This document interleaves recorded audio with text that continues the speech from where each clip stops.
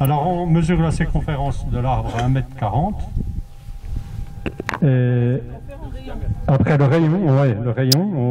rayon multiplié par un coefficient de 2 pour un arbre fruitier. C'est ça? C'est ça, les connaisseurs? Bon, il a 400 ans. Voilà. On va dire qu'il a 400 ans. Et précisément 396, parce que j'ai beaucoup travaillé sur ce... Non, c'est pas vrai. Bon, en tout cas, un grand merci de nous accueillir, c'est un privilège. Il est magnifique, absolument magnifique. Et on va maintenant laisser parler les spécialistes, puisque donc on a deux spécialistes complémentaires. D'une part, on a Christiansen qui vient des Cévennes et qui est de l'association Fruits Oubliés, qui va nous expliquer donc les différents types de châtaigniers. Et on a Jean-François Beau, compagnon du Tour de France, qui lui va nous expliquer les usages, qui fait des ruches écologiques, qui va nous expliquer les usages du bois de châtaignier. Voilà, l'un après l'autre. Je la remercie beaucoup et merci encore pour cet accueil.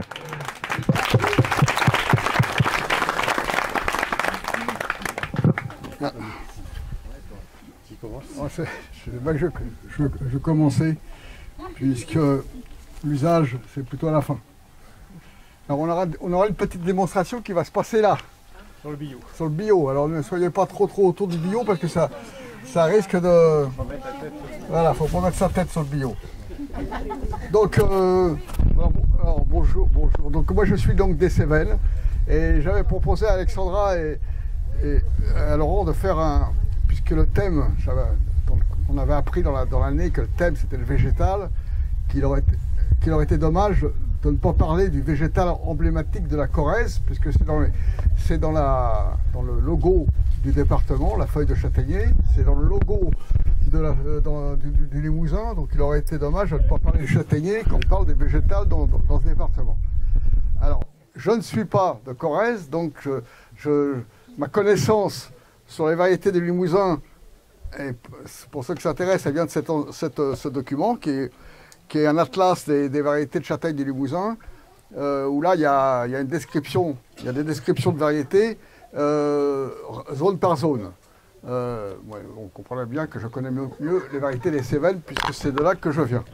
Néanmoins, le châtaignier, il est, je dirais, assez largement implanté dans tout le sud du Massif central, de l'Est et de l'Ouest, ici à l'Ouest. Alors j'ai remarqué en relisant ce document qu'il y a très peu de variétés communes entre l'Est et l'Ouest du Massif central.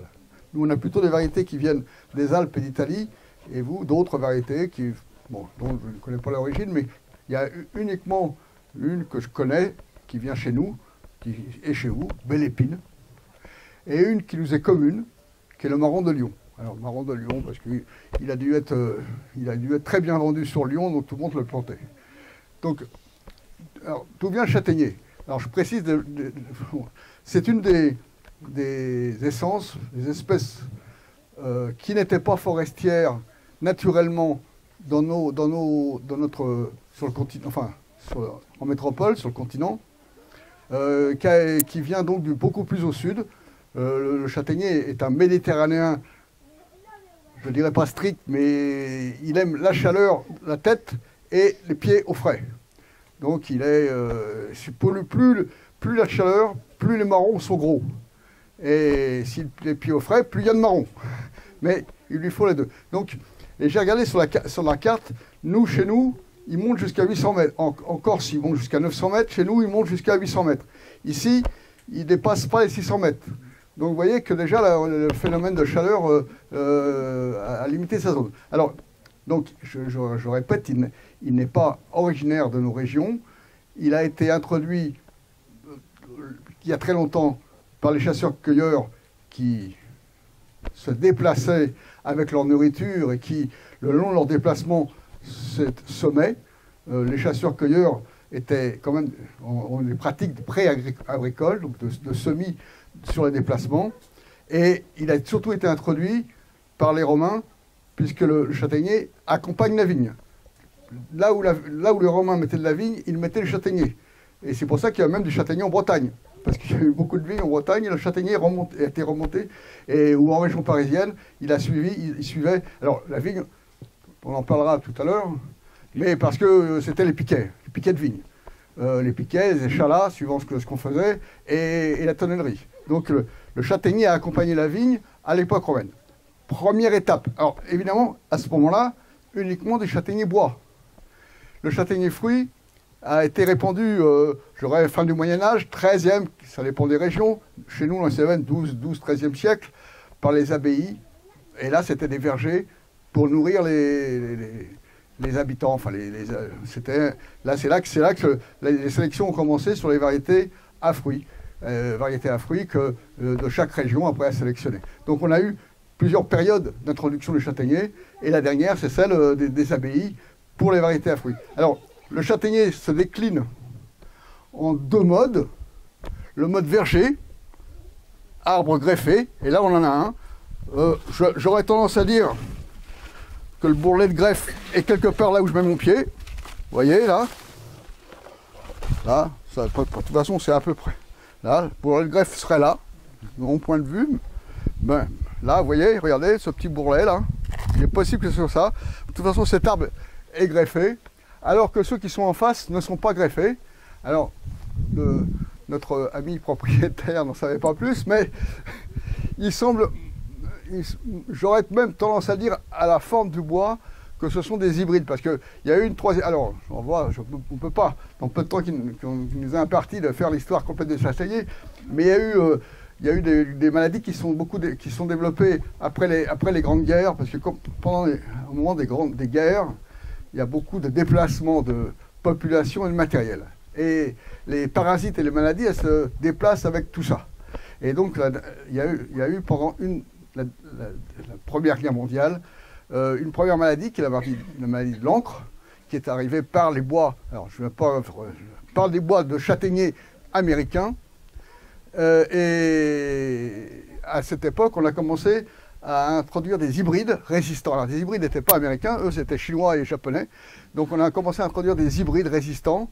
Et il est peut-être probable... Bon, évidemment, j'ai trouvé une vieille châtaigne. Elle avait le cul de l'hybride. Et le bois jaune est rond comme les hybrides, alors que celui-là est plus carré, enfin moins rond, plus carré. Alors je soupçonne ça alors, et comme tu me dis qu'elles sont moins bonnes, et comme les hybrides sont réputés pour être moins bons que les variétés greffées, on peut penser que ce sont des hybrides. Alors l'avantage des hybrides, c'est qu'ils résistent naturellement à une des maladies, parce que pas aux autres, à la maladie de l'encre, une maladie des racines, ce qui fait qu'on en a beaucoup introduit, y compris en peuplement forestier. Et comme vous êtes dans le sud-ouest, ici, l'hybride, bon, comme je vous l'ai dit, c'est une variété d'origine japonaise ou chinoise, donc d'origine plutôt bord de l'océan, donc c'est des variétés qui sont encore plus exigeantes en eau que les variétés européennes, qu'on appelle sativa, Castanea sativa. Donc, chez nous, l'hybride, par exemple, ne résiste pas du tout à la sécheresse. Mais dans le sud-ouest, il a toujours été assez bien à sa place. Donc il est peut-être probable que... Mais ça, faudrait un peu mieux regarder la feuille, le fruit, etc. Donc voilà. Donc voilà un peu l'histoire des châtaigniers. Alors, hier, on a regardé l'ouvrage. Ici, c'est la nigrotte.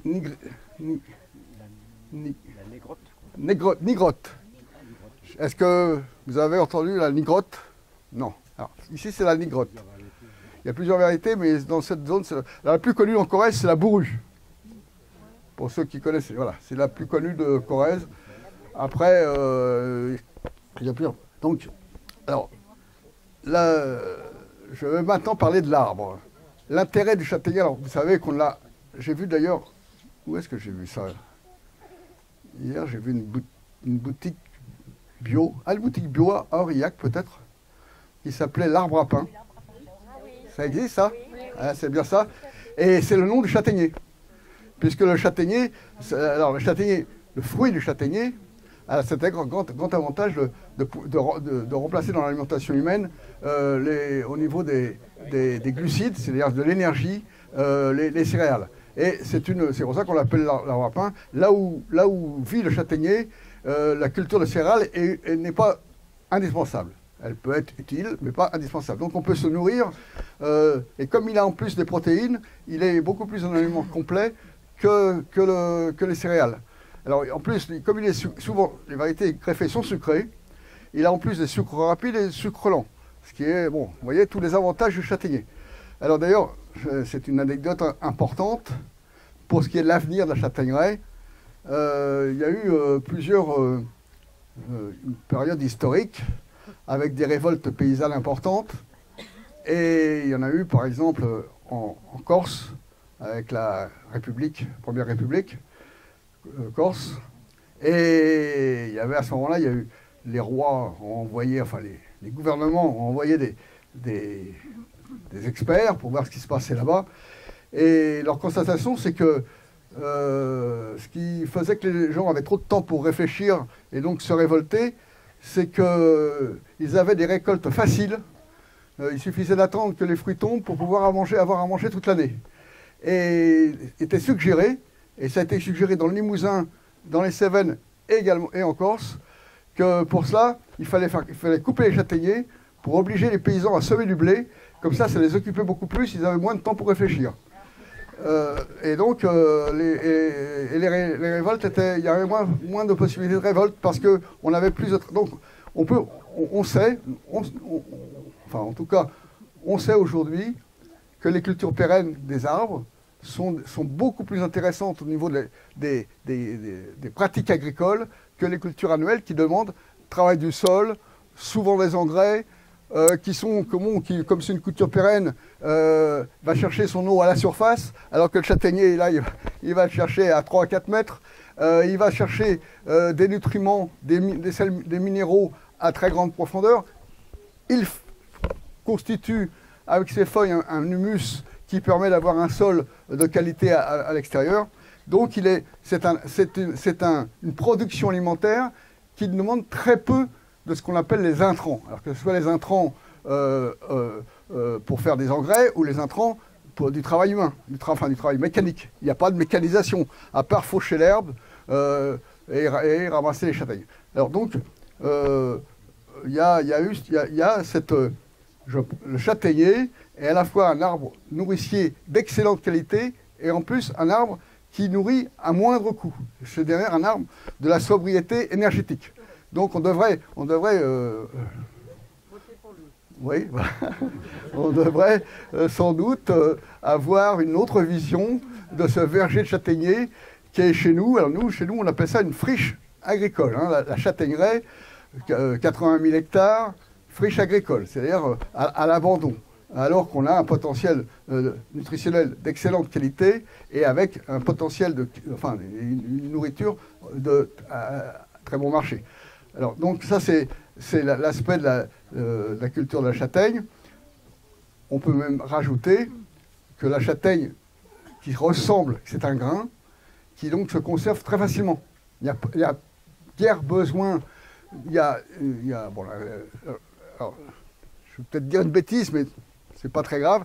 Là, derrière, le bâtiment qui est derrière toi, est-ce que c'est une clède? Un clédier, que vous appelez ici. Oui. Donc, la châtaigne se conserve à la ferme, alors que, en général, c'est beaucoup plus compliqué se sèche dans la clède, qui est juste là, en utilisant du bois de châtaignier pour sécher, puisqu'on sèche au bois, dans la clède. Donc, il fournit son bois et la matière première. Et une fois qu'il est séché, alors séché entier, avec la peau, il suffit après de le décortiquer, qui se fait chez nous encore manuellement, ou avec des machines, je dirais, rustiques. Et après, il se conserve comme une céréale au sec au grenier. Donc on a un produit alimentaire dont la conservation est très longue, dont le coût est faible, et qui pourtant est en train de disparaître parce qu'on pense sans doute qu'il faut plus de profit d'aller travailler et labourer les champs. Ça, c'est une réflexion qu'il faut qu'on ait, surtout qu'en plus, c'est un arbre, comme tous les arbres, qui est une grande indépendance au niveau de son environnement, puisqu'il va chercher lui-même toutes les ressources dont il a besoin. Et c'est important dans une période où on veut justement réduire les intrants, en particulier les intrants d'origine fossile. Voilà, pour ce qui est de... Je vais légèrement introduire Jean-François, parce que chez nous, mais je pense que c'est la même chose chez vous, on dit que le châtaignier, d'abord on le définit comme un arbre paysan. Les boisements de châtaignier, on peut parler de forêt paysanne, parce que chez nous, on dit que le châtaignier sert du berceau jusqu'au cercueil. Et il intervient dans la vie quotidienne de ceux qui le cultivent, enfin des humains et des autres espèces vivantes qui vivent avec lui, pratiquement à tous les niveaux de la vie. Et ça, c'est à cause de ses qualités. Alors, ces qualités, Jean-François va en parler, mais le feuillage peut servir de litière ou de nourriture pour les animaux. Les petites branches, en général, c'est fagoté pour la nourriture. Mais les bois de nettoyage, celui-là a été bien nettoyé. Il a été nettoyé, celui-là. En général, il y a des bois morts, on s'en sert pour le chauffage, évidemment. Son écorce servait pour le tanin. Vous avez entendu parler, d'ailleurs, c'est ce qui a ruiné la châtaigneraie fruitière, parce que plus l'arbre est gros, plus il y a d'écorce, donc plus il y a de tanin en proportion du nombre d'arbres. Donc c'est pour ça que ces gros arbres ont été abattus. Évidemment, le fruit a de multiples usages, y compris pour la nourriture animale. Pratiquement tous les ovins mangent des châtaignes, soit à terre, soit et les cochons, eux, les mangent également. Donc on peut nourrir les bêtes avec le fruit. Et quant à l'usage du bois, son usage va jusqu'à l'état jeune où on peut le tresser, panier de châtaignier.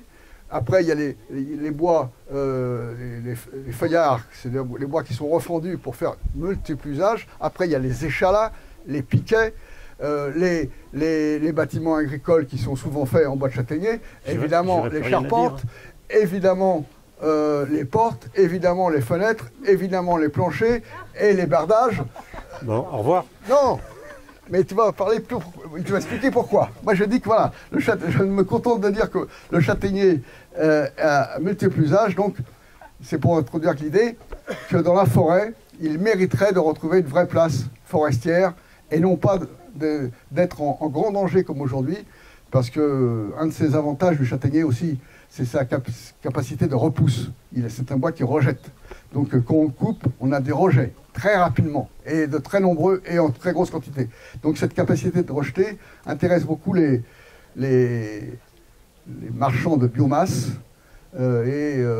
l'idée qu'ils ont aujourd'hui, c'est de faire de la biomasse à bon marché, en coupant les châtaigneraies pour faire du bois à courte révolution qu'on va couper avec des machines et qu'on va ensuite broyer pour faire de la biomasse. Et bon, je pourrais parce que c'est aussi mon métier puisque je suis forestier, et là c'est une catastrophe au niveau de la qualité du sol, de la biodiversité, et également de la qualité même de la forêt. Bon, voilà, on en parlera tout à l'heure, parce que c'est vrai qu'il faut que je laisse la parole à Jean-François. Donc, alors, tous les usages châtaigniers sont dus essentiellement à ces qualités.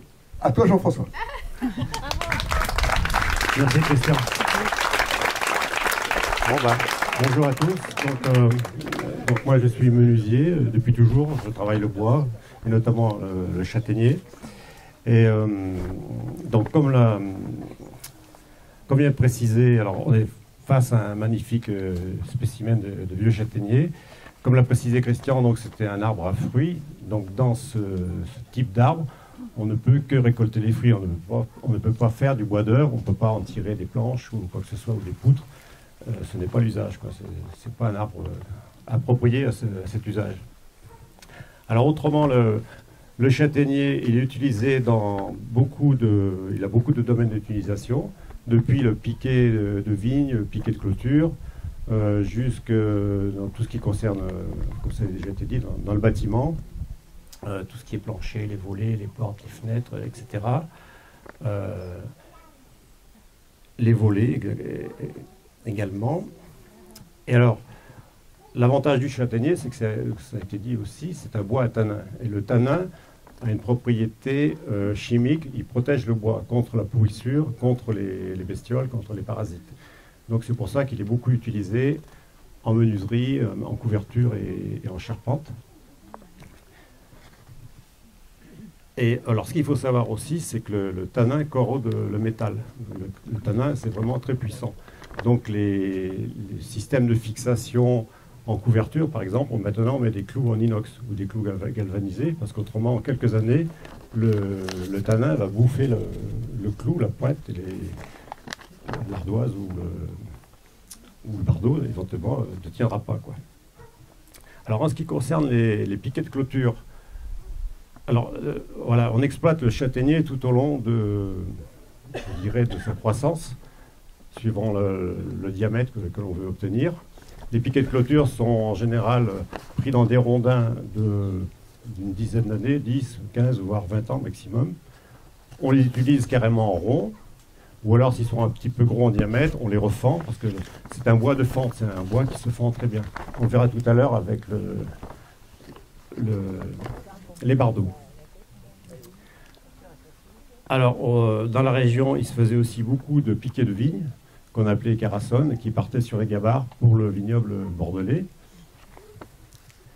Donc les piquets de vigne que vous les achetez là, ce sont des petits diamètres, des tout petits piquets par rapport aux piquets de clôture pour tenir le bétail. Une autre utilisation avec ces bois refendus, on appelle ça des ganivelles. Alors je ne sais pas si vous connaissez. Les ganivelles, ce sont des clôtures. On en voit souvent dans les parcs potagers ou dans les châteaux. C'était pour encercler, pour protéger les jardins potagers. Ce sont des petits châtaigniers refendus, en petit diamètre, des bois de 3 ou 4 ans, qui sont espacés de quelques centimètres et reliés entre eux avec du fil de fer torsadé. Et ça se présente en rouleau, et on peut faire une clôture plus sympa qu'en grillage ou autre. Et on en trouve également aussi sur la côte atlantique, qui sont plus ou moins enterrés pour retenir le sable, pour éviter que les dunes se déplacent, ou avec l'effet des marées et du vent, pour retenir le sable. Alors l'avantage, oui, du châtaignier en petites sections, comme par exemple ce rameau qui est là, ça peut servir pour faire des ganivelles, parce qu'on peut le cintrer facilement en petit diamètre, donc on peut faire des effets un petit peu décoratifs. Il n'y a pas uniquement que le bois fendu, on peut faire des ondulations, on peut agrémenter beaucoup l'ouvrage. Ensuite, on peut l'utiliser aussi pour faire des sièges de jardin, des sièges qu'on laisse à l'extérieur. Là aussi, avec souvent des parties cintrées. Là, ce sera des châtaigniers qui ont, pareil, 2 ans, 3 ans, 4 ans. Donc là, il y a des entreprises, enfin des gens un petit peu dans ce métier qui ont la connaissance pour travailler ce type de châtaignier. Il convient aussi pour faire des manches d'outils, des outils de jardinage notamment, parce que c'est léger, c'est souple, et surtout, il n'y a pas d'écharpe. Voilà. Ça se polit, enfin ça se finit très facilement. Et si on oublie la bêche dehors, ça ne pourrit pas, quoi. Ça résiste bien aux intempéries. Alors, je vous ai parlé des sièges, des jardins. Alors, dans la catégorie des sièges, il y a aussi des fauteuils. Alors, ça se pratique beaucoup en Haute-Vienne. Ce sont des fauteuils avec une ossature donc en châtaignier, avec des petits rondins cintrés. Et le remplissage, c'est-à-dire l'assise, le dossier, ce sont des éclisses. C'est-à-dire, ce sont des lames, des lamelles de châtaignier refendues qui font à peu près 2 mm d'épais, qui font 5-6 cm de large, et elles sont croisées entre elles, un peu comme la trame d'un tissu. Je ne sais pas, vous avez dû voir ça, on en voit. Alors, on en trouve dans les anciennes maisons, enfin, on arrive à en voir encore, mais il s'en fait toujours du côté de Chalut,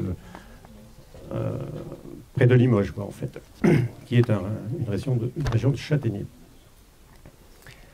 Alors, le châtaignier, donc, oui, donc, comme ça a déjà été dit, il est très présent ici, en Limousin, en Bretagne et dans les Cévennes. Alors, en ce qui concerne, on le trouve beaucoup dans le bâtiment, comme ça a été dit précédemment. Alors, en charpente, il est pas utilisé énormément, enfin, il est très peu utilisé, parce que le châtaignier en poutre, enfin, dans les poutres en châtaignier, il peut y avoir souvent des défauts, et au niveau résistance mécanique, il y a quand même une limite. Alors, on peut faire des chevrons ou des petites sections, mais les grosses poutres porteuses, on évitera le châtaignier. Par exemple, comme hier, je ne sais pas si vous étiez tous à Saint-Chamond, le clocher à our de Saint-Chamond, à l'étage, il y a le beffroi qui soutient les cloches. Ben là, impérativement, il est en chêne. Il a été fait en chêne, qui est beaucoup plus lourd, beaucoup plus résistant, parce qu'avec le ballon des cloches, il faut quelque chose de très solide. Donc là, en châtaignier, ça peut se fendre, ça peut bouger, ça ne serait pas une bonne idée, quoi. Voilà. Par contre, alors au niveau couverture, enfin au niveau charpente, si on peut dire, il est utilisé en volige. Donc la volige, je ne sais pas si vous savez ce que c'est. En fait, c'est le plancher qui se trouve sous les ardoises ou sous les bardeaux, sous les tuiles en quelque sorte, quoi. Et donc ça se faisait beaucoup en châtaignier parce qu'il y en avait de disponibles. Et l'avantage, encore une fois, ça ne pourrit pas, les parasites ne l'attaquent pas. C'est très durable, ça dure très longtemps. Sauf qu'il faut penser à prendre des clous qui résistent au tanin.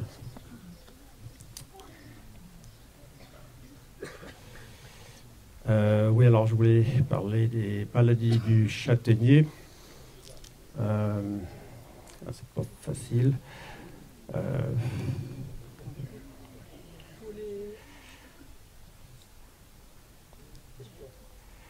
Voici, vous avez une question, ne vous privez pas. Oui. Les anciens, c'était déjà des clous en inox, ou comment ils faisaient? Alors, il y a très longtemps, il y a eu des clous galvanisés.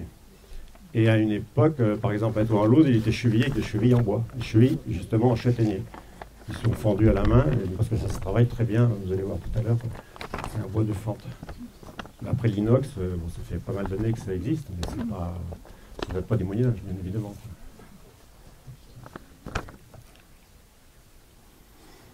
Donc, alors, je vais parler donc de la volige. Alors, en ce qui concerne la couverture, après, il y a ce qu'on appelle les bardeaux.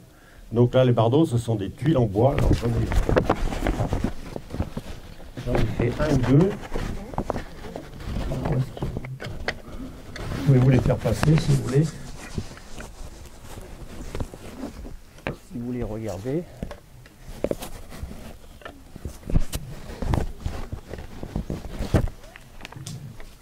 Donc, comme je vous ai expliqué, c'est un bois qui se fend très bien.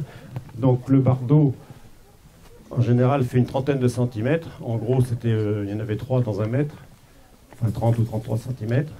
Donc, ce sont des planchettes qui font à peu près 2 centimètres d'épais, qui sont amincies et qui sont clouées à la façon de tuiles plates ou d'ardoises, un système d'assemblage. Et donc, au départ, on part d'un billon de bois qui est là. Donc, tout à l'heure, je vous ferai voir comment on fait, avec quel outil. Et ça sert de couverture, et la couverture en général va tenir une quarantaine d'années ou une cinquantaine d'années à peu près. Après, il faut commencer à resuivre. Alors, il y a des régions, on appelle ça des essantes. Ici, on va plutôt appeler ça des bardeaux. Vers le Jura ou vers l'Est, ou vers la Suisse, on appelle ça des tavaillons. Et là, il y a aussi des bardeaux en épicéa. Mais le principe n'est pas le même, il y a beaucoup plus de bois, beaucoup plus de couches, ils sont plus fins. C'est pas du tout le même type de montage. Et les bardeaux, en principe, sont faits dans des petits rondins, alors bien de fil, bien sûr, bien droit, une quinzaine ou une vingtaine d'années.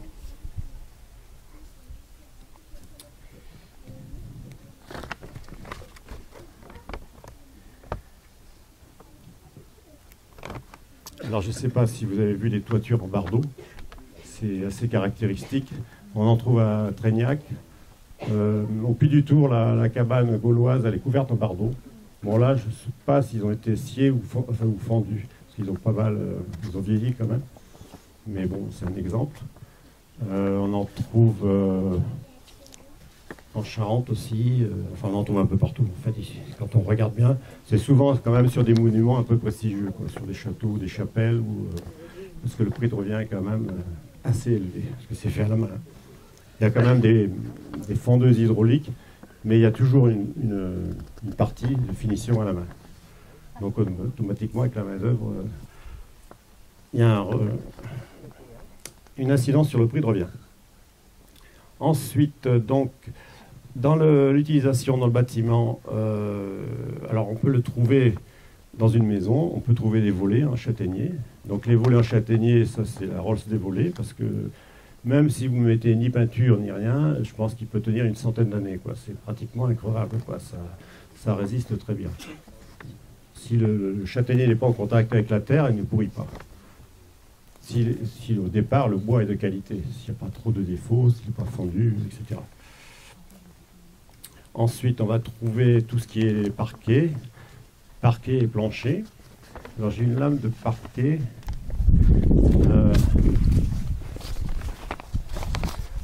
Je vais la faire circuler. Parce qu'en même temps, je ne sais pas, tout le monde ne connaît pas forcément le châtaignier. Si on vous présente un bout de bois, est-ce que vous allez dire si c'est du châtaignier ou pas? Donc j'ai apporté un morceau de bois aussi raboté. Donc comme ça, vous pouvez vous rendre compte. Vous allez voir que c'est relativement léger, contrairement au chêne qui est beaucoup plus lourd. Le bois est assez clair, c'est un bois mi-dur qui se travaille assez facilement. Alors donc ça c'est une lame de parquet. Alors je ne sais pas si vous connaissez la différence entre le parquet et le plancher, parce que souvent on mélange un peu les deux termes. Donc le parquet c'est un bois, comme l'exemple qu'on a là, une planche qui est usinée sur les 4 côtés. Il y a un assemblage qui fait tout le tour, qui est bien parallèle. Donc un parquet, c'est une sorte de mosaïque. On va assembler l'ensemble de ces planches. Alors qu'un plancher, comme son nom l'indique bien, ce sont des planches qui font à peu près 2 mètres de long. On a exploité la planche au maximum. Elle est délignée au maximum, elle n'est pas forcément parallèle. Et elle est assemblée, elles sont assemblées entre elles. Et en bout, on coupe droit sur la solive. Et on fait le raccord en ligne droite sur tout le travers de la pièce. Alors que le parquet, on ne voit pas du tout les raccords. Enfin, c'est un peu en joint de pierre ou à joint perdu.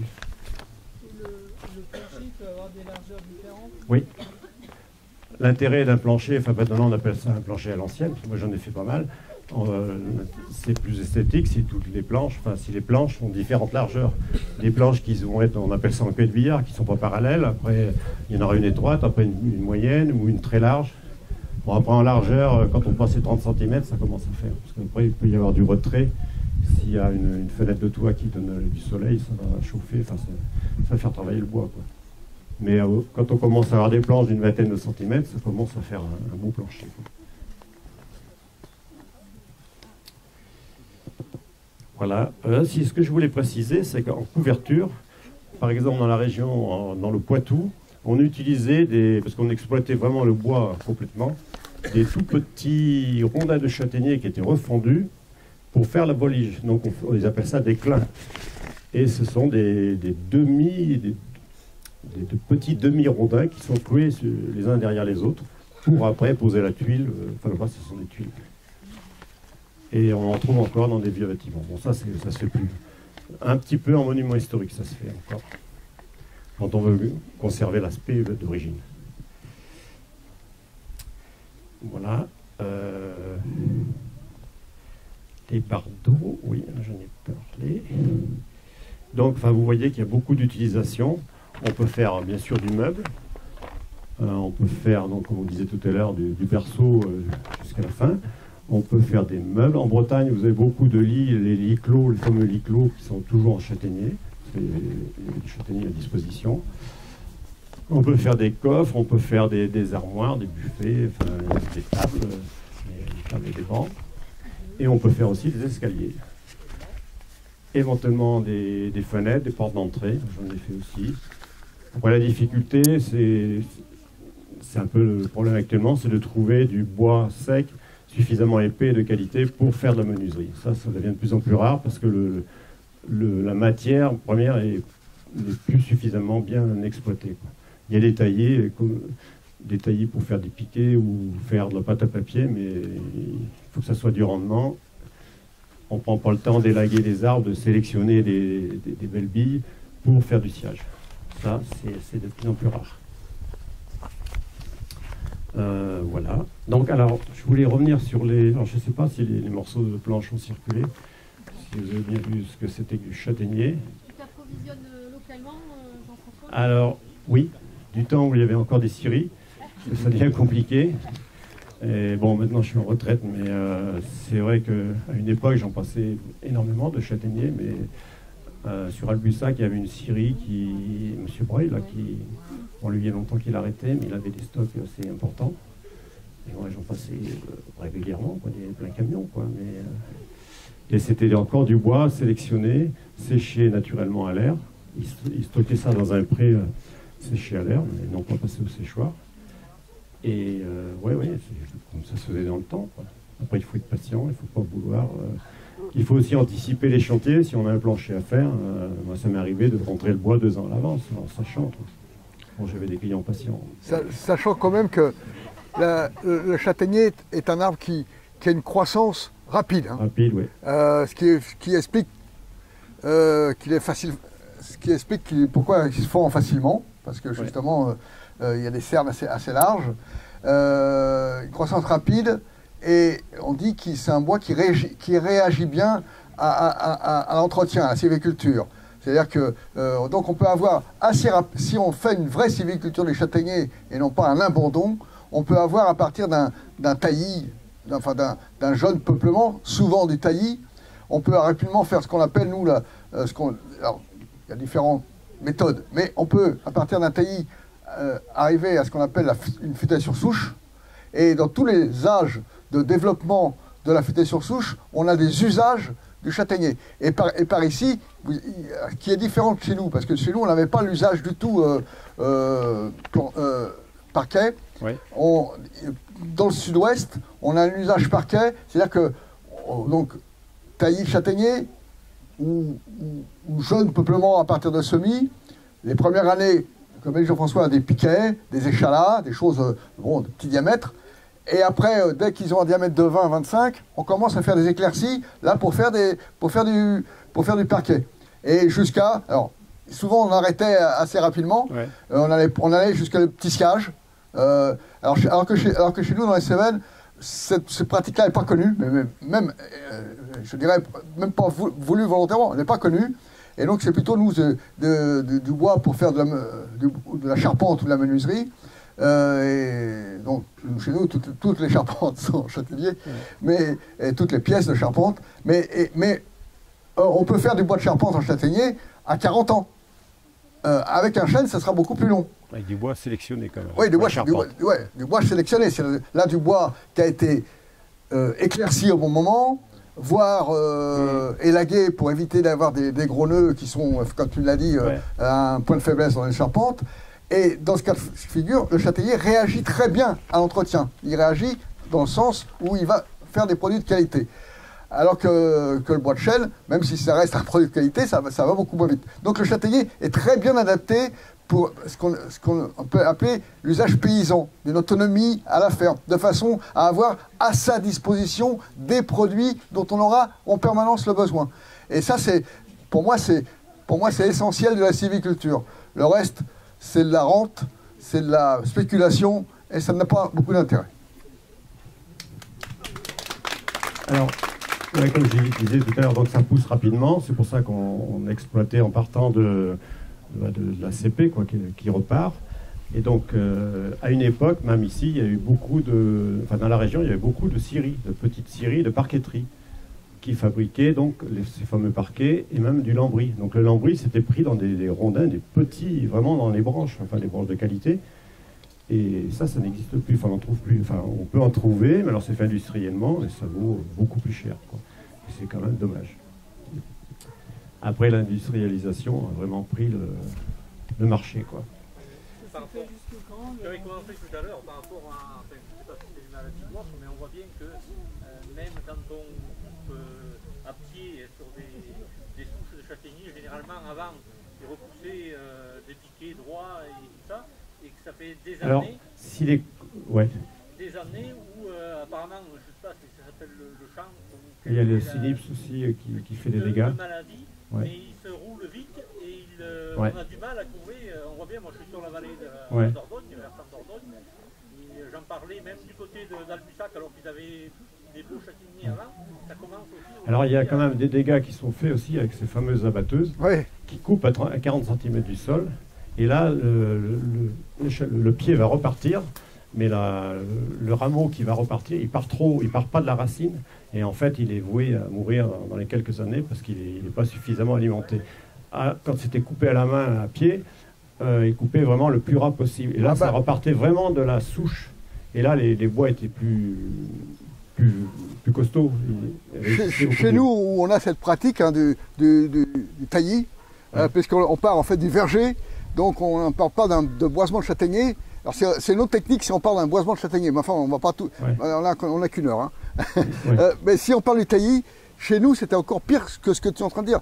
Mais chez nous, il y avait obligation, le bûcheron il faisait la coupe, alors il récupérait, et il y avait obligation d'araser les souches. C'est-à-dire qu'il fallait araser les souches de façon que justement il n'y ait pas de en bordure, c'est en bordure, qu'il n'y ait pas en bordure une marche, on arasait au sol de façon qu'on soit sûr que le brin qui reparte, pour deux raisons. D'abord parce qu'il est plus fragile quand il est sur le tronc, et surtout il s'affranchit, c'est-à-dire il fait ses racines plus vite quand il est en périphérie. Et dans ce cas de figure, mais alors je ne connais pas ce que tu expliques, mais souvent on a des mauvaises taillis qui se forment parce que normalement, dans les 5 premières années, il faut que tu fasses la sélection dans tes brins de taillis que tu vas garder. Et si tu ne la fais pas, c'est les plus gros qui l'emportent et souvent les plus gros sont mal placés. Parce qu'au départ, les plus gros, c'est ceux qui sont sur le bois et pas forcément ceux qui sont autonomes. Voilà. Donc nous c'était la première sélection, elle se fait entre 3 et 5 ans. Elle ne se fait pas quand les brins ils seront comme ça. Hein. Là c'est... Ouais, ce qui n'a pas été dit aussi, c'est que au niveau des maladies, comme vous en parliez, il y a la roulure. C'est-à-dire c'est un décollement des cernes. Vous vous souvenez, hier on parlait des cernes avec Catherine Laine. Donc c'est un décollement et donc là mécaniquement quand il est vert on s'en rend pas compte plus ou moins, dès qu'il va sécher les fibres vont se décoller et donc notamment pour la charpente ça ne vaut rien parce que là il y a une faiblesse, la pièce de bois est complètement affaiblie par ce décollement des fibres de bois quoi. Et il y a aussi souvent du gel aussi, des coups de gel, donc là c'est une sorte de grosse gerce qui prend le bois dans le sens de la longueur. Et ça, c'est aussi un peu néfaste suivant l'utilisation qu'on en a. Quoi. Ouais. Enfin, c'est ça. Autrement, oui, j'ai pas. Voilà, le châtaignier était aussi utilisé en tonnellerie. En tonnerie pour faire des barriques éventuellement, pour faire des seaux, le seau pour prendre l'eau dans le puits, même pour arroser le jardin. Enfin, c'est un petit peu lourd, mais bon, c'était utilisé, même encore un peu. On faisait aussi des baquets. Alors les baquets, je ne sais pas si vous savez ce que c'est. En fait, c'est une grosse bassine en bois. On en voit des fois on en voit des plus petites dans les saunas, des choses comme ça. Quoi. Ça se fait même en résineux. Et il y avait aussi, on en a parlé un petit peu tout à l'heure, les feuillardiers. Donc ça, il y a encore des feuillardiers donc près de Limoges, vers Chalut. C'est-à-dire que là, ils prennent des brins de châtaignier de taillis de 3-4 ans qui sont refendus. Avec une plane, je vous ferai voir ce que c'est qu'une plane tout à l'heure. Ils sont amincis et ils servaient à cercler les barriques. Alors ils le passent dans une machine pour le mettre en forme. Et donc les barriques normalement ont un cercle métallique, mais souvent quand on doit les rouler pour les protéger, il y a un deuxième cercle en bois, donc en châtaignier, ça a toujours été fait en châtaignier. Et ça se pratique toujours. Donc ça aussi c'est une des utilisations du châtaignier. Il peut être utilisé, comme on a vu ce matin avec Romain Froquet, donc, pour faire des œuvres d'art éventuellement, même en récupérant du bois, du bois mort mais qui finalement ne pourrit pas, qui tient le coup. Il y a aussi une utilisation, on n'en a pas parlé, c'est le bois de chauffage évidemment, tout simplement. Alors on va dire que ça chauffe moins bien que du chêne, mais ça chauffe quoi. Donc 1 kilo de châtaignier va vous chauffer autant qu'1 kilo de chêne. Ou 1 kilo de peuplier, sauf que le volume n'est pas le même. Donc vous aurez autant de calories à poids égal suivant le bois. Oui. Voilà, il y a les ruches, oui, j'en ai pas parlé. Alors il faut savoir que les ruches, Donc oui, notamment dans les Cévennes, il y a des ruches, on appelle ça du ruche-tronc, c'est-à-dire on part d'un tronc en châtaignier qui est quand même en principe un peu vieux, et on évite le milieu, et donc les abeilles peuvent bâtir leur rayon à leur cire à l'intérieur, et on laisse suffisamment de bois en périphérie qui les protège des prédateurs, du froid, du chaud, etc., quoi. Et ce qui se passe, enfin, à mon avis, l'idée vient qu'au départ, quand on a un vieux châtaignier, le châtaignier produit du tanin. Donc c'est le tanin qui le protège, mais ce tanin, il est surtout en périphérie. Au milieu, le cœur, à la longue, il pourrit parce qu'il n'a plus de tanin. Donc l'arbre se creuse de lui-même. Donc quand on trouve un très vieux châtaignier, même celui-ci, j'ai vu qu'il est déjà évidé là-haut, enfin il a souffert, hein, de toute façon, il était élagué. Ça peut faire des refuges pour les nichoirs. Un nichoir pour les chouettes, éventuellement, pour les rapaces nocturnes. Mais donc, alors l'idée, c'est de refaire ça. Enfin, on peut prendre un châtaignier, le vider pour refaire une ruche, quoi. Et même naturellement, les abeilles, si un pic est passé par là, qu'il a creusé un petit trou dans ce vieux châtaignier qui est en train de mourir, qui est creux, ben les abeilles sauvages, enfin dites sauvages, elles vont s'installer à l'intérieur et elles ont un refuge qui est vraiment adapté, quoi, qui est bien adapté, quoi. Voilà, je ne sais pas ce que j'ai oublié. Enfin, j'ai sûrement oublié, parce qu'il y a énormément d'utilisation avec le châtaignier. Alors si, il y a l'histoire du tanin. Alors, par contre, là, je ne suis pas compétent dans le domaine. On peut tanner les peaux avec le tanin de chêne et de châtaignier. Donc c'est des bains, mais là, je n'ai pas la technique, je ne suis pas scientifique là, dans ce domaine. Oui. Et quel sol le châtaignier préfère? Sol acide, sol calcaire? Mais il se plaît en Corrèze, hein, donc il y a un sol quand même assez acide. Oui, le châtaignier est strictement calcifuge. Le châtaignier, c'est l'arbre des sols acides, des montagnes, donc des pays pauvres. Il accepte le calcaire s'il y a une forte humidité. Donc c'est pour ça que chez nous dans les Cévennes, on l'a dans les zones, au bord des ruisseaux, dans les zones calcaires, mais uniquement au bord des ruisseaux, parce que le calcaire bloque un certain nombre en particulier, un certain nombre de fonctions physiologiques de l'arbre, et là c'est compensé par le fait que l'arbre est beaucoup plus vigoureux grâce au sol. Alors puisque quand même on peut en parler, j'espère que nous avons convaincu de l'intérêt du châtaignier, donc de sa culture, que ce soit pour faire des fruits ou faire du bois. Beaucoup d'entre vous, j'imagine, sont propriétaires de parcelles où il y a des châtaigniers. En tout cas, chez nous, dans les Cévennes, on ne peut pas faire une assemblée de plus de 10 personnes sans que les 3/4 des gens sont propriétaires de châtaigniers. Mais malheureusement, tout ça à l'abandon. Donc aujourd'hui, le châtaignier, la châtaigneraie est en grand danger. Grand danger. Parce qu'on a une comment dire, une guerre. On va être bientôt dans une guerre pour la biomasse, pour se procurer de la biomasse pour faire de l'énergie. Et je peux vous dire que les industriels sont prêts, dans les starting blocks, pour travailler sur les taillis à courte révolution. Et la châtaigneraie, comme elle se régénère bien, elle va être la principale victime. C'est-à-dire qu'on va avoir des hectares de forêt de culture industrielle de biomasse. Alors en plus, actuellement, chez nous, la châtaigneraie du sud du Massif central, elle est aussi en danger parce que comme la sécheresse n'est pas bonne pour elle, pour être supplantée par le réemboisement résineux, alors qu'on pourrait faire bien autre chose. On peut faire des forêts mélangées en conservant les qualités du devoir des châtaigniers, l'intérêt de leur châtaignier. Donc, intéressez-vous à vos châtaigniers qui sont autour de vous, c'est tout ce qu'on peut dire, parce que malheureusement, alors la filière transformation est sinistrée. Oui, ça c'est sûr. La filière fruits est en grand danger. On a d'excellents produits.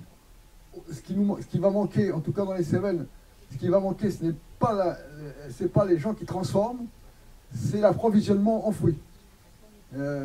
puisqu'on a, une assez bonne filière transformation, eh bien là aujourd'hui les transformateurs, artisans sont inquiets de ne plus pouvoir se procurer de la châtaigne de qualité. Évidemment, la châtaigne sauvage, on en trouvera toujours. Mais la châtaigne, voilà. Donc inquiétez-vous de notre principale source de nourriture à bon marché est un bois de très bonne qualité, sans traitement, parce que tu as dit, son pouvoir conservateur, c'est de pouvoir l'installer dans sa maison sans traitement. Oui.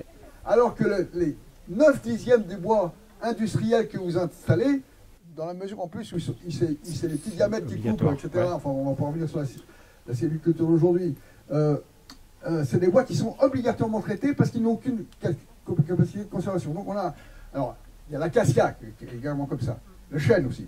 Mais voilà, on a 3 arbres qui permettent d'être installés dans une maison sans traitement chimique.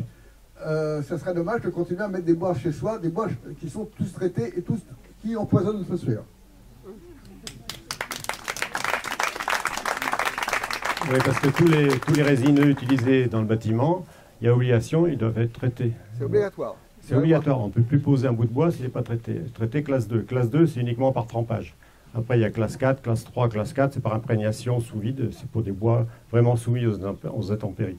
Mais à l'intérieur, classe 2, normalement un bois qui est apparent, si un capricorne arrive, on va le voir, on n'est pas obligé de le traiter, ça, il ne va pas bouffer manger la maison comme ça, quoi. Mais ce sont des normes, c'est le carcan des normes, et c'est quand même assez absurde parce qu'on est dans un environnement de produits chimiques.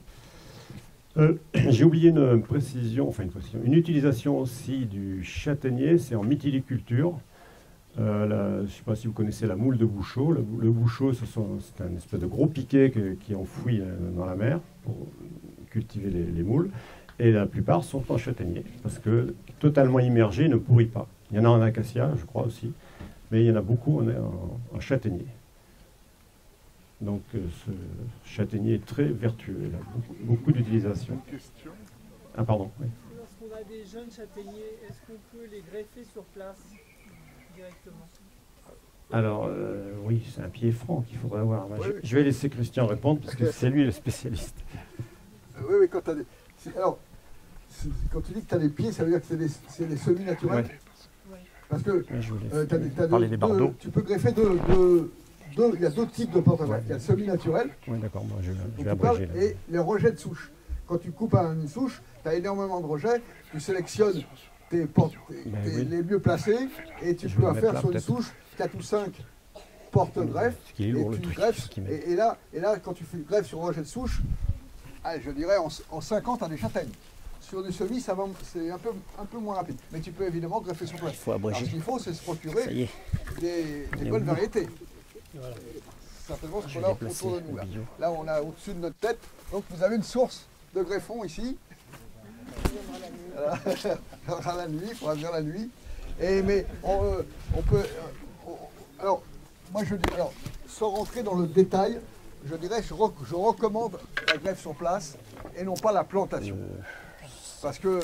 Alors, ça, c'est... À mon avis, c'est dans tous les domaines de l'arbre.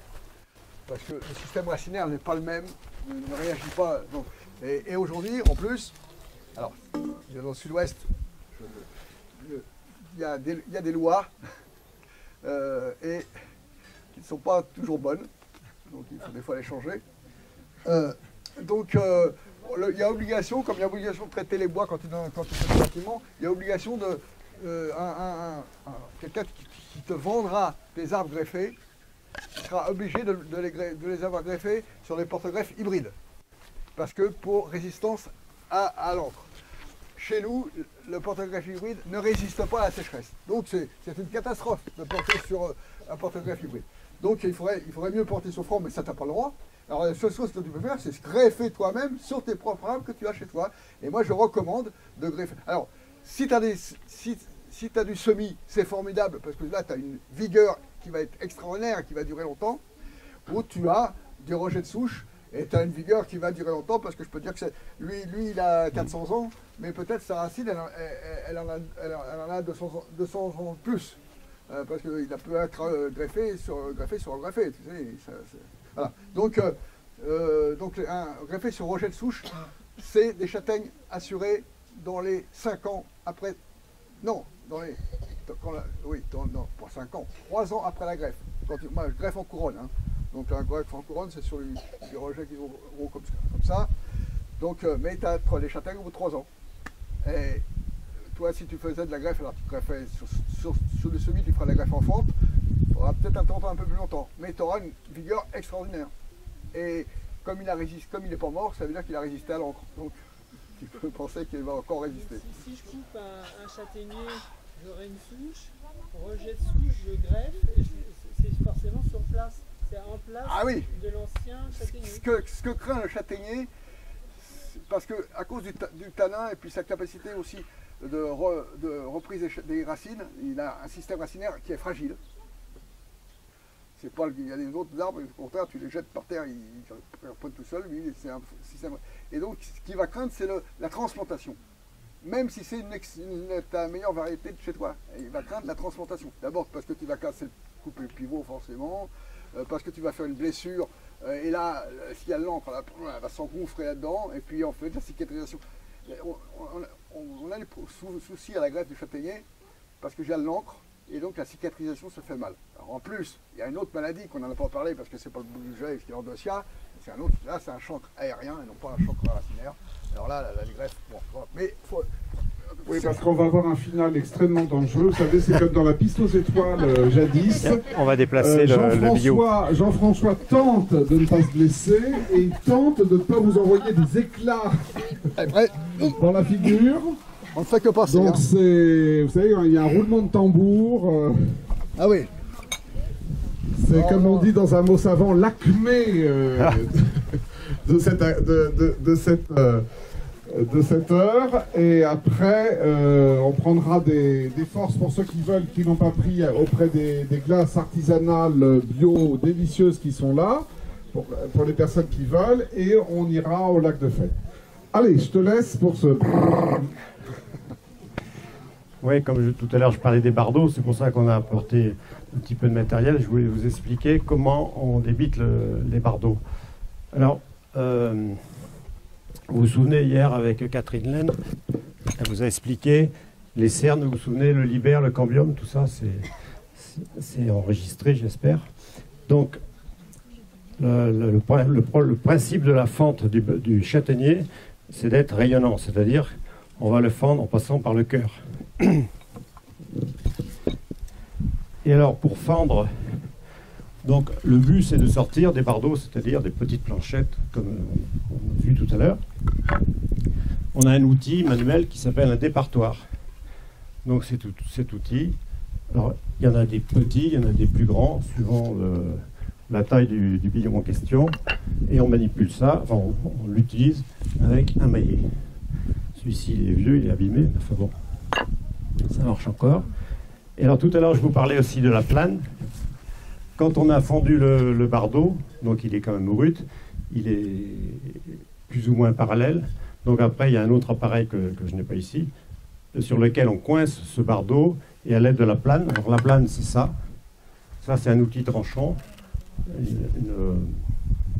comment on peut l'appeler ça, un couteau à deux manches si vous voulez, et on va émincer le bardeau. Alors que le départoir n'est pas un outil tranchant, en fait c'est un coin, mais ça ne coupe pas. Tout ce qu'on lui demande, c'est d'écarter les fibres du bois. Voilà, donc je vais essayer de vous en fendre un. Je vais faire l'assistant. Oui. Donc, qu'est-ce que j'ai fait du maillet? Voilà. Donc, la première fente, on part du milieu. Alors, s'il est un peu sec, il peut être un peu dur. Il se fond déjà. Voilà. Voilà. Alors voilà l'avantage du châtaignier, ça se fend. Enfin, dans une pièce de bois qui est quand même bien de fil, qui n'a pas de branche, qui est assez régulière, on a des couches de bois parallèles. On dit que ça se fend dans le fil. Dans le fil du bois. Ce qui fait que l'eau ne peut pas traverser. Puisqu'il y a le fil du bois qui empêche l'eau de traverser. On fend une première fois en deux, après une deuxième fois.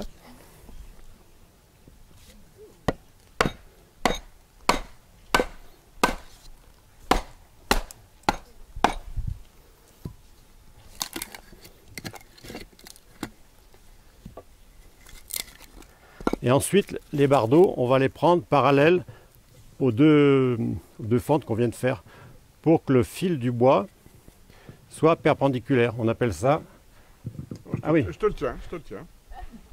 On appelle ça un débit sur quartier.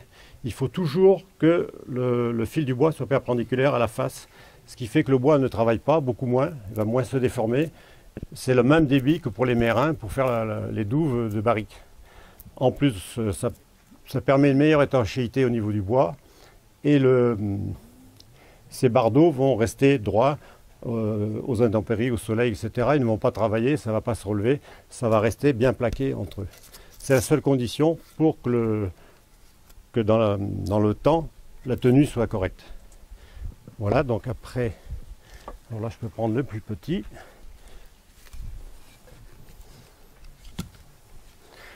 On part sur à peu près 2 cm.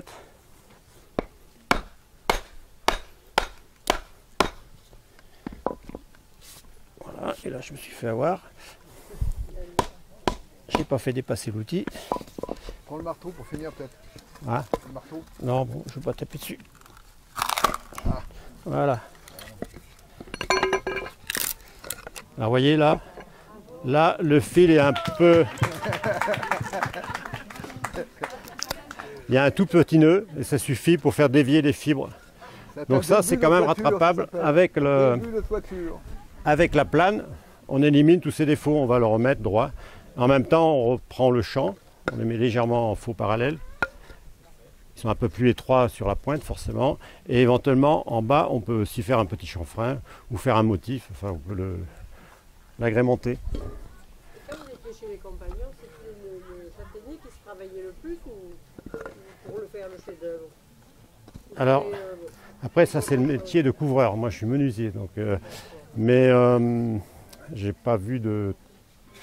Enfin j'ai vu les compagnons travailler les bardeaux, mais pas beaucoup quand même. Principalement en monuments historiques, parce que j'ai travaillé sur les monuments historiques.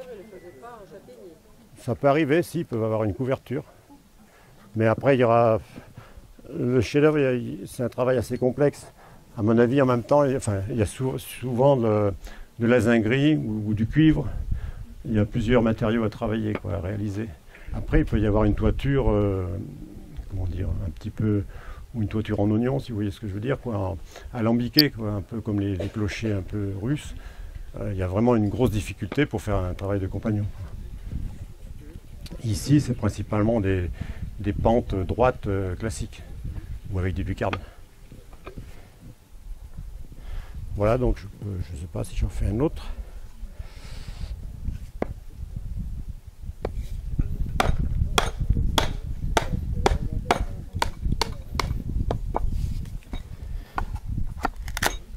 Voilà. Et donc là, on a des fibres parallèles qui ont une durée dans le temps assez considérable. Et donc le bois est fendu vert. Pardon, ouais.